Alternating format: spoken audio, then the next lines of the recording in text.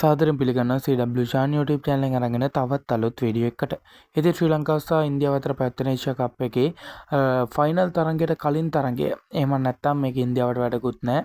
මේක ශ්‍රී ලංකාවට වැඩකුත් නැහැ. කෙසේ හෝ මෙම තරඟයක් වශයෙන් මේ වැදගත් නිසා ඉතින් මේ තරඟය ඉතාමත් හොඳම තරඟයක් බවට පත් වුණා. මොකද එතෙක් මෙතෙක් ඉතිහාසයේ ඒෂියා කප් වලින් සෙල්ලම් කරපු හොඳම තරඟය බවට මේ පත් වුණා. ඒකට හේතුව තමයි ප්‍රථමයෙන් පන්දුවට පරදුන් ඉන්දියානු කණ්ඩායම ලකුණු 202ක් ලබා ගත්තා. නමුත් අපි කිසිවක් විශ්වාස කර නොහැකි විදිහට ශ්‍රී ලංකා කණ්ඩායමේ පැතුම් නිස්සංක සමග කුසල් පෙරේරා එකතු වී එම ලකුණු 202 ඉලක්කය සම කිරීමට පත් හැකියාවක් ලැබුණා.